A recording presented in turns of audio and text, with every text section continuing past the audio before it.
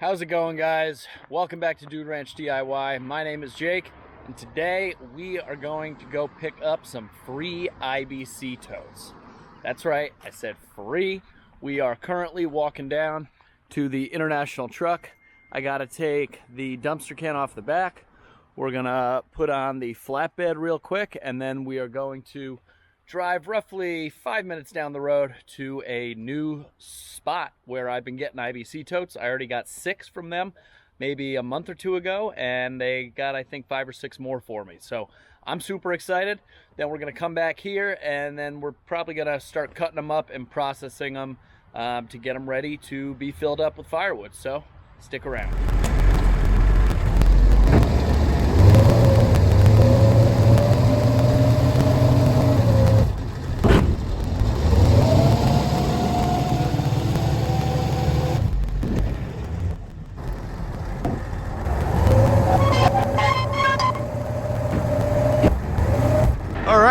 Got the flatbed switched on, no problem at all.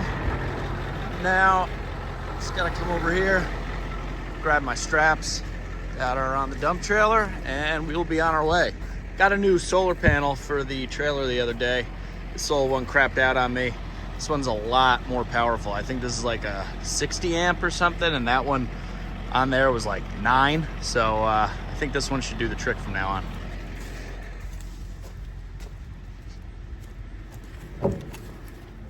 So guys, this place we're going is actually a big Christmas tree farm. They do all different sorts of stuff. Christmas trees, they make mulch, they do firewood. I think they even do like stone and like landscaping supplies and stuff like that. My relationship with them isn't much more than I stopped by one day, asked them what they did with their IBC totes, and they said they get rid of them, so now they just call me whenever they have like 5 or 6. But this time when I go, I'm gonna go talk to the girl in the office and see if maybe we could take a look at their firewood processor and stuff like that, because they do have a pretty big operation, and I think it would be pretty cool to show you guys what it's all about. So once we get there, we'll load up the IBC totes and see what I can show you.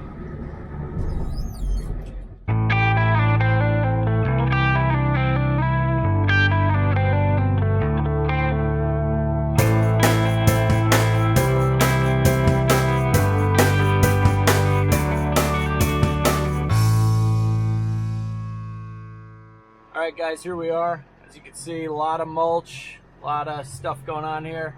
There are my IBC totes in between the 2 buildings. I'm gonna go talk to the lady inside. The guy that came earlier? Yeah. You got a trailer last time. Yeah. Figured this might be a little, it's easier for me this way.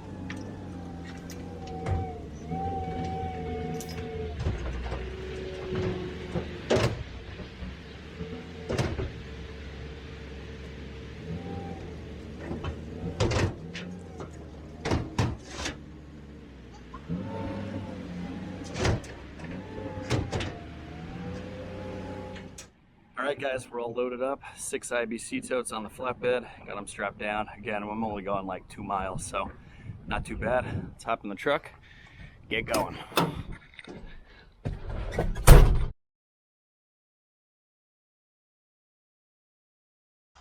Alrighty, guys, we are back at the woodyard.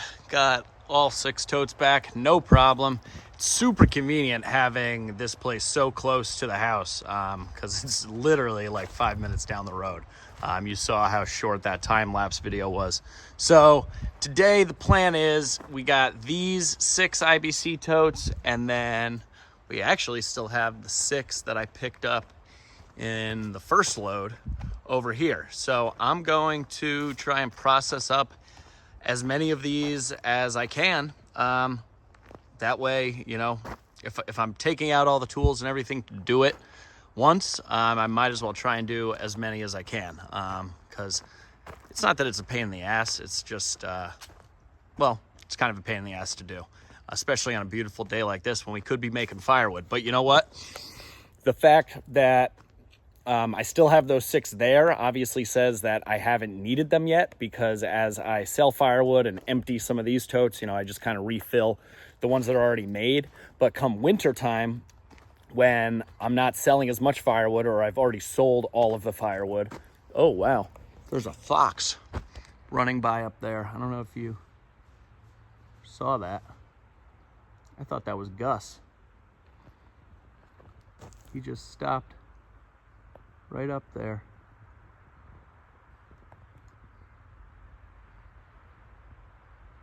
That's pretty cool. Hey, Mr. Fox.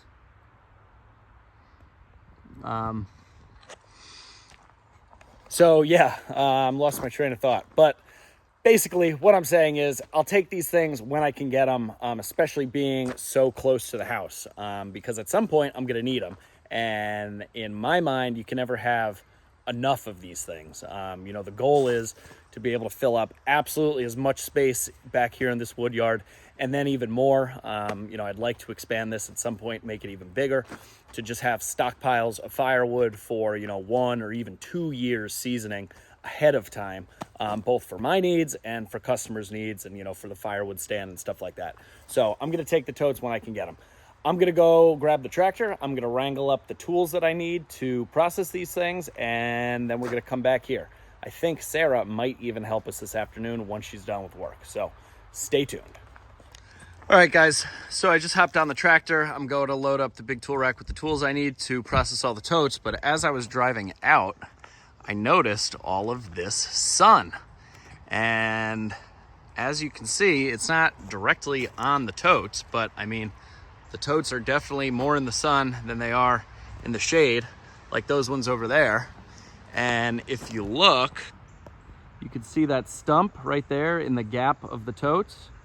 And if we look up, the sun is like directly above it. The sun is like right there. So I'd say that if you watched that last video, that the trees that I took down definitely helped open up some more sunlight. Now, obviously, I have a lot more thinning and clearing and stuff to do. I was actually texting back and forth with Shane, the gentleman who helped me with the excavator clear all this and level all this in the first place.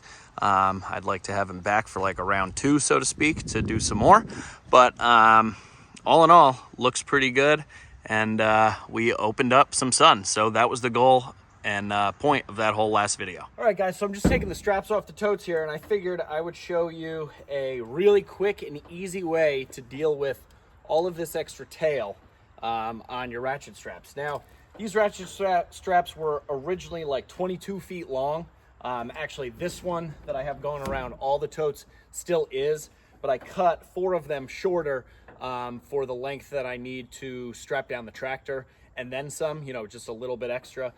They also reach across the flatbed here and across the trailer for like when I'm loading up logs. So I cut off a significant amount of tail, but even having this much tail flapping around in the wind is never a good thing. So what I like to do is I open up the ratchet all the way, I pull the hook all the way up to the end, take out all the slack, and then what I'm gonna do is going to get to the end of my strap, and I'm just going to roll it up.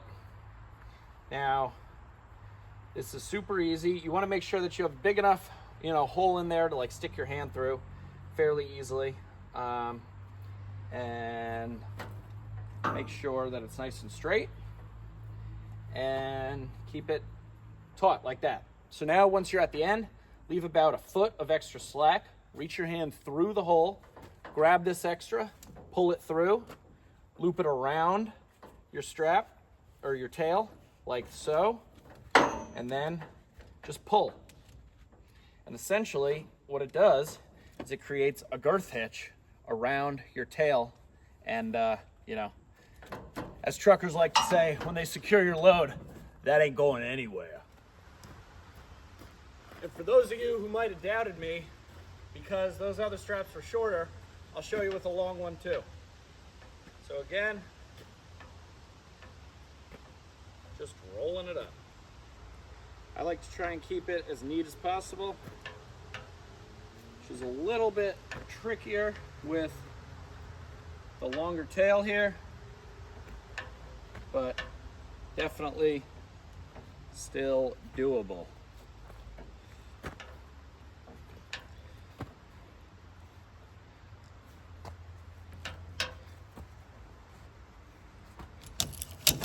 All right, so as we get into the end here, I'm gonna leave a little bit extra just because it's a bigger roll. I'm gonna reach my hand through, pull a loop around,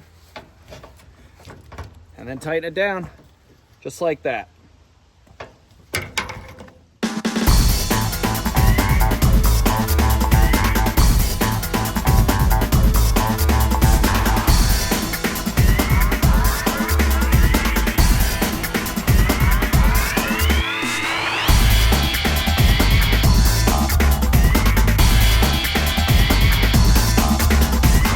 Okay guys, got the first 6 IBC totes off the truck over there. Now I'm just gonna show you the tools I'm gonna be using. Obviously I am a Milwaukee man. So I got my Milwaukee, you know, angle grinder, battery powered. I bring the little tool to change out the discs just because we are gonna attempt to do 12 of these things today. Whether we get that far or not, it's yet to be seen. I got this battery powered ratchet to take off the cross straps on the top with the, I believe it's a Torx T40. I also have a T30 because sometimes it varies in size. A couple extra batteries, and then I got the Milwaukee Hatchet right here, which is my tool of choice to cut the bladders to make the tops for all of the totes. Now, oh, here's Louie, here's Gus, and here's Sarah. Just in time to help me start processing up these totes. Oh, I can't wait. Let's How was your walk with Gus? He was actually a very good boy. I was very impressed. Yeah? He's not too good on the leash. He pulls a lot, but he was pretty good this time. And Yeah? we would see a dog and he would sit. And I'd give Really? him a treat. That's good. And we got the choker, like prong collar on him. Yeah, it's bad. The training collar. It must have, Louis just flipped it around. But okay, so I got all these totes out here.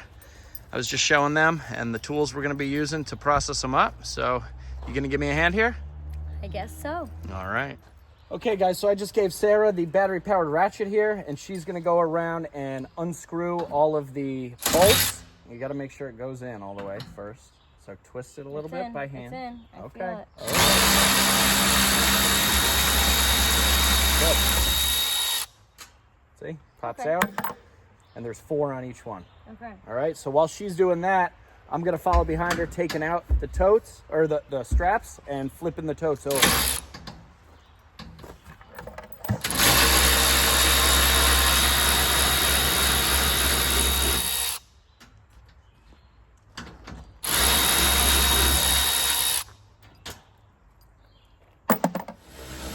So now the way I like to take the tote out, or the bladder out of the actual cage, is I flip it on its side.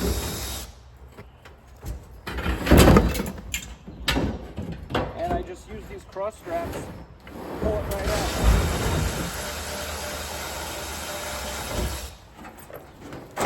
Just like that.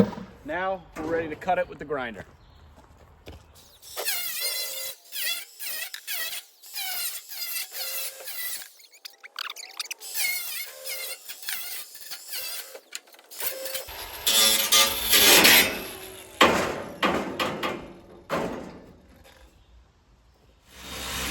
All right, and there we got our first tote ready to go. Now I do like to take out these plastic corner pieces just because they kind of get in the way, and I don't really need them anymore, but that's basically how we go about cutting open these totes. Now these are the 330 gallon, so they're like one rung higher than the 275s.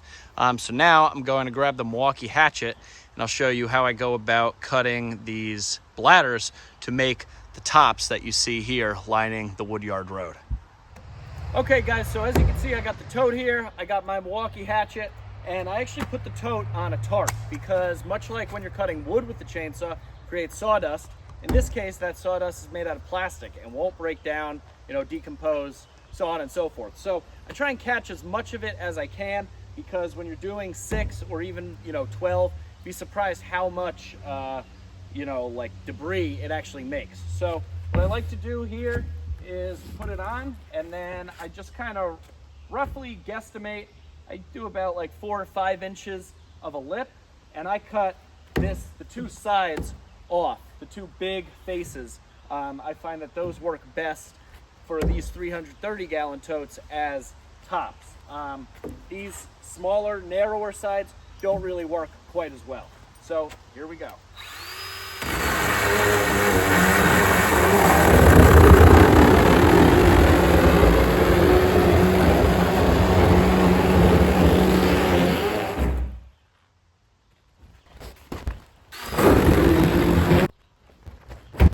Now, this is a pretty messy process. Obviously, there was mulch dye in here.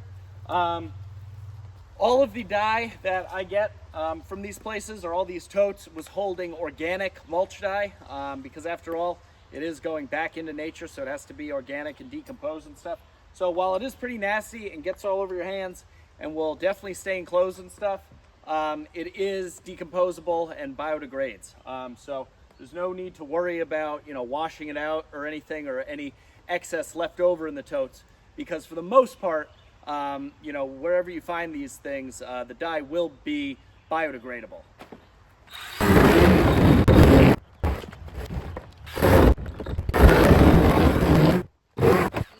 And there we go. We got a top, 1 top so far, but as you can see, kind of nasty stuff, but these things work really well for you know, covering up all the firewood in these totes here. Now, something that I do off camera, I'm not going to do today, is that I take the hose and I just hose off all this excess dye and stuff, just to try and minimize staining of the firewood and getting it all over your hands and stuff when handling these things.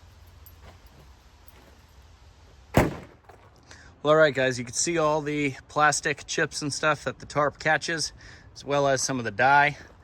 Here we have our 2 lids and the empty centerpiece. Now I just throw this over here in the leaves. I'll let it dry out, and then I actually take those to the recycling facility and they recycle the plastic. So that's basically from pickup to final product here. Cut and ready for firewood and ready to cover firewood of processing the IBC totes.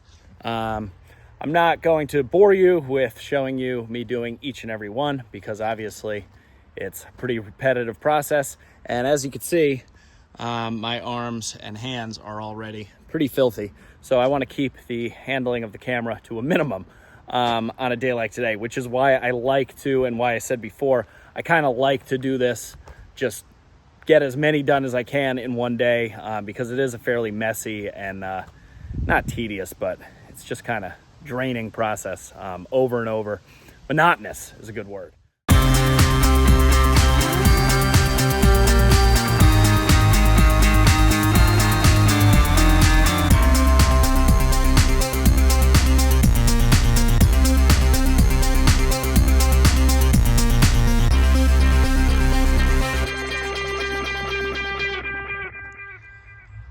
Okay guys, so we got 6 totes all cut up, stacked up over here. We got the centers of them over here, and we got 12 new tops for when they're filled up with firewood. As you can see here, kind of pushed together all the plastic saw chips into the center of the tarp, and it obviously caught some of the dye as well. But you know, that's all going to be saved from going just out into the woods, which definitely doesn't have to because it's plastic. Obviously it doesn't catch it all.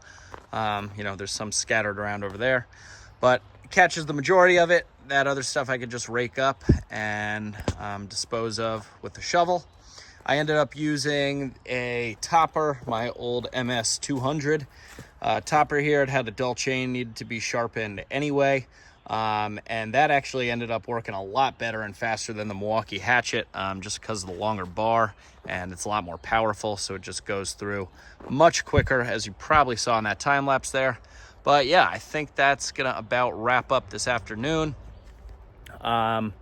Doing this, you know, isn't the most fun activity in the world, but it's definitely something that needs to get done in order to stack up the firewood. And you know, I just want to be able to have as many of these totes as possible because it makes it so much easier as far as splitting, stacking, moving, handling, loading the firewood, bringing it into the house in the wintertime for my own personal use.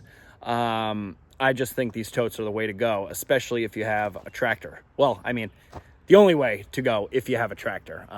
These totes might be helpful if you don't have a tractor, but if you have a tractor and a way to move them around, just makes it all the more, you know, useful. So anyway, I'm going to stop rambling here. I still have those 6 behind me, but I'm going to get to those another day.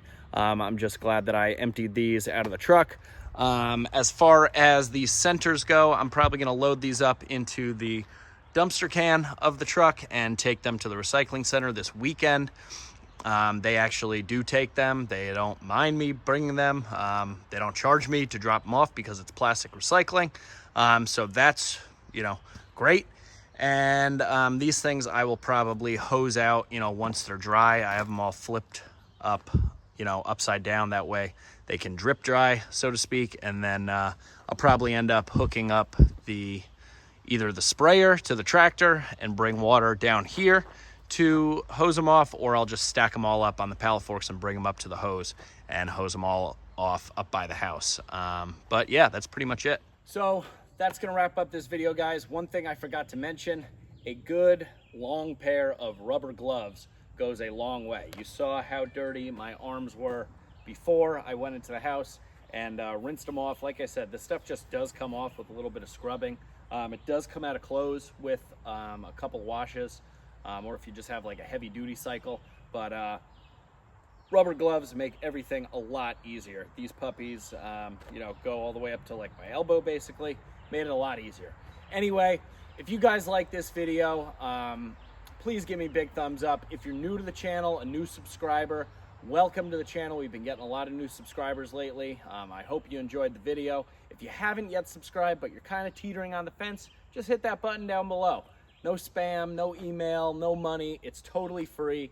Hit that subscribe button. It'll help me out greatly. Any questions, comments, or feedback about what I did here as far as, you know, picking up the totes, where to get totes, how to cut them, anything, put it down in the comments section below. I'd be happy to answer any questions. But for now, I'm Jake. This is Dude Ranch DIY. Thanks so much for watching. We'll see you here next time.